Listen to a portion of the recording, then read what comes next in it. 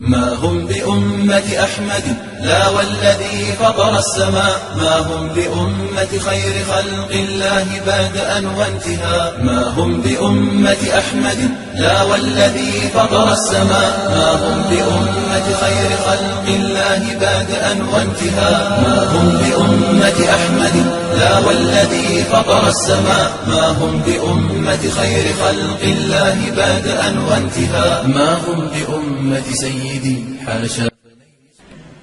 مركز الابحاث العقائديه الان قاعد يدافع عن اهل البيت، وقاعد يساعدنا انا شخصيا، وقاعد يتصلون من عندي حتى الساده مرات ينفعوني. طائر اذا سالت واذا سالت واذا فيك تسال هيك، وانا طارع نفسي بالقنوات مو كرجل الدين وكعالم ولا كممثل الشيعه، بس اللي يحكي اياه هو انا اللي يتكلم انا، وانا ما اقول لك عنده معلومات ولا اقول لك انا عالم ولا ادعي شيء، انا كل اللي احصله من هؤلاء من استفاد منه، يعني ما ادعي انا اي شيء.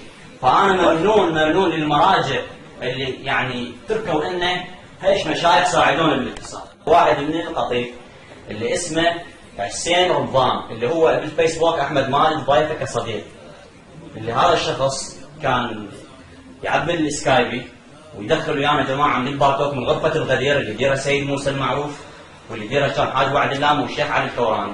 انا دخلت معنا هاي المجموعه، كنا نتصل شكو مغربي مستفسر كويتي سعودي ندخله بالسكايبي داخل الكنترول، من جاي يرفع التليفون قد ما التليفون من الكويت. ما هم بأمة أحمد لا والذي فطر السماء، ما هم بأمة خير خلق الله بدءا وانتهاء. ما هم بأمة أحمد لا والذي فطر السماء، ما هم بأمة خير خلق الله بدءا وانتهاء. ما هم بأمة أحمد لا والذي فطر